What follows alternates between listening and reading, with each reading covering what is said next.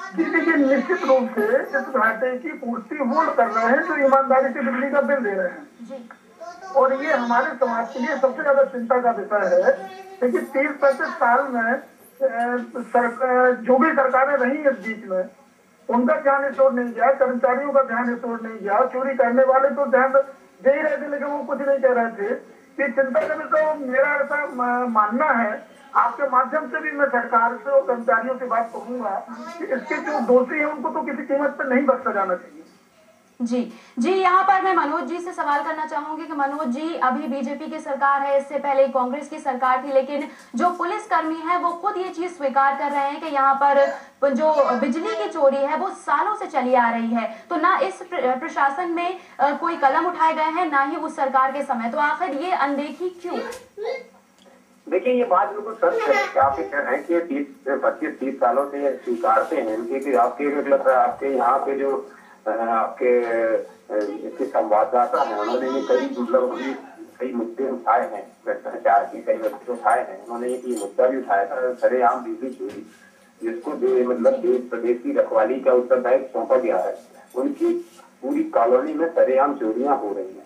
अब बात की आती है सीरम जी कि यदि मध्य प्रदेश विद्युत मंडल यदि चोरी की रिपोर्ट करता है तो उसको इतनी पावर नहीं होती कि वो जाकर उनको गिरफ्तार करे या केस लगे।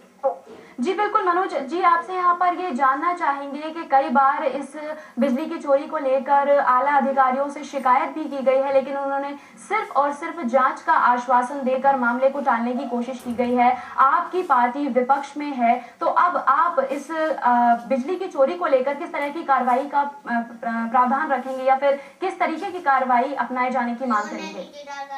देखिए, मध्य प्रदेश विद्युत मंडल के जितने भी यहाँ पर अधिकारी हैं, जितने भी कर्मचारी हैं, वो भ्रष्टाचार में आकांक्षी है। उनको यदि कोई भी पकड़ में आता है, किसी के ऊपर कार्रवाई होती है तो गरीब तबके के लोगों पर होती है और बेचारे गरीब लोगों पर होती है। आप यहाँ पर देखेंगे, चाहे वो सत्ताधारी लोग हो या विपक्ष के लोग हो या कोई बड़े पहुंच वाले लोग हो, उनके ऊपर ये लोग कार्रवाई करते नहीं है। यहाँ पर बिजली का जो उगाही भी होती है, बिजली की उगाही होती है, वो सिर्फ गरीब आदमी के लिए, जो असहाय लोग हैं उनके होती है। हम लोगों ने समय समय पर बिजली की कटौती को लेकर, बिजली की अव्यवस्था को लेकर कई बार एक मुद्दे उठाए हैं। हम लोगों ने इसमें संघर्ष भी किया है। अब आपके माध्यम के, आपके चैनल के माध्यम के द्वारा, आपके संवाददाता के द्वारा ये बात लाई गई है, हम लोगों की जानकारी में लाई गई है। जी बिल्कुल मनोज जी, आपको यहाँ पर रोकते हुए हम संजय जी से सवाल करना चाहेंगे कि संजय जी, आपकी जो सरकार है वो अभी सत्तारूढ़ सरकार है, तो अब एक तरफ किसान जो है वो बिजली के बिलों के बोझ के तले आत्महत्या करने पर मजबूर हो रहे हैं, और दूसरी तरफ ऐसे पुलिसकर्मी हैं जो मुफ्त में बिजली का आराम ले रहे हैं। तो अब यहाँ पर आपकी सरकार, बीजेपी सरकार क्या कदम उठाएगी? देखिए, सरकार तो अपनी तरफ से पूरी कोशिश इस बात के लिए कर रही है कि किसी भी चीज की चोरी को कम से कम रोका जा सके। कम से कम बिजली की चोरी में बहुत बड़ा सुधार हुआ भी है, नई लाइनें डाली जा रही हैं। लेकिन जो रक्षक ही यदि भक्षक बनेंगे, चोरी का काम रोकने वाले लोग ही चोरी करेंगे, तो उसमें दिक्कत तो आती है। और मैं आपके माध्यम से भी पहले से भी ये बात कह चुका हूँ, ऐसे लोगों पर कठोर कार्रवाई होना चाहिए जो दूसरे का हक खा रहे हैं, दूसरे के हक का दुरुपयोग कर रहे हैं। चोरी की बिजली जलाने वाले व्यक्ति बिजली का खपत भी ज्यादा करते हैं, तो वो किसी न किसी का हक तो जाता ही है। लेकिन इसमें विद्युत मंडल के अधिकारी भी बच नहीं सकते अपनी जिम्मेवारी से। सवाल यहाँ पर यही उठता है कि 30 से 35 सालों से धड़ल्ले से बिजली की चोरी की जा रही है, सरकार को चूना लगाया जा रहा है, तो आखिरकार इस इतने बड़े नुकसान की भरपाई कौन करेगा? फिलहाल इस बीच में जितने कर्मचारी वहाँ रहे हैं उस कॉलोनी में, उनके सबके खिलाफ रजिस्टर होना चाहिए। और मध्य प्रदेश विद्युत मंडल में भी इस बीच में जो जिम्मेवार कर्मचारी रहे हैं उनको भी नहीं बख्शा जाना चाहिए।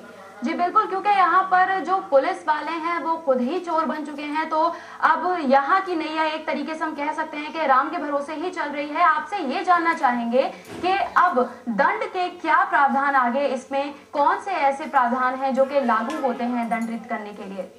देखिए, विद्युत विभाग के पास पर्याप्त अधिकार दे दिए गए हैं। वो यदि चाहे तो सीधे अदालत में भी केस को रजिस्टर कर सकते हैं, उनके पास ये अधिकार होते हैं। यदि किसी की बिजली चोरी को वो देखते हैं और वो पुलिस कार्रवाई नहीं कर रही है, तो न्यायालय को सीधे अपने केस को रजिस्टर करा सकते हैं और इस विभाग को, विद्युत विभाग को इस पे कठोर कार्रवाई करते हुए उन पुलिस रूमों में जो कर्मचारी रह रहे हैं, जो चोरी कर रहे हैं, उनके खिलाफ केस रजिस्टर कराना चाहिए। बिल्कुल, बहुत बहुत धन्यवाद संजय जी आपका हमारे साथ जुड़ने और तमाम जानकारियां देने के लिए। यहाँ मनोज जी की तरफ बढ़ेंगे, आपसे जानना चाहेंगे मनोज जी कि आपने सारी बातें सुनी कि बीजेपी का क्या कहना है। उन्होंने कहा है कि जो भी आवश्यक कदम होंगे सरकार वो सारे उठाएगी। अब आप क्या कहते हैं कि अब तक का जो घाटा हुआ है वो आम आदमी की जेब से ही भरा जा रहा है। सरकार अभी तक चेत नहीं रही थी इस सारी चोरी को लेकर, लेकिन अब जब सरकार की नजरों में ये बात आ गई है तो आगे विपक्ष सरकार पर किस तरह से दबाव बनाएगा? देखिए, हम भ्रष्टाचार का हमेशा समय समय पर उजागर करते रहते हैं। आपके चैनल के माध्यम से भी हमारी आवाज वहां तक पहुंचती है। हम आपको ये बताना चाहते हैं कि इस जो ये चल रहा है मध्य प्रदेश विद्युत मंडल और पुलिस विभाग की साठगांठ है, हम निश्चित तौर से आने वाले समय में यहाँ की पुलिस प्रशासन का और मध्य प्रदेश विद्युत मंडल के प्रशासन का यहाँ पर सड़कों पर उतरकर जुलूस करेंगे। जी बिल्कुल, बहुत बहुत धन्यवाद मनोज जी हमारे साथ जुड़ने के लिए। यहाँ पर बढ़ेंगे राकेश रिछारिया की ओर, उनसे सवाल करेंगे। राकेश जी, आप ये बताइए कि जब अब पुलिस के सामने पुलिस ही खुद चोरी कर रही है और जब हमारे संवाददाताओं ने पुलिस वालों से बात करनी चाहिए तो उन्होंने टाला मटोली करने की पूरी कोशिश की और बस एक दूसरे पर इसका दोषारोपण किया, तो अब हम आगे कह सकते हैं कि आम जनता में खाकी का खौफ जो है वो बहुत ही ज्यादा बढ़ चुका है। तो क्या इसे हम खाकी के खौफ को ही इसका मुख्य कारण मान लें?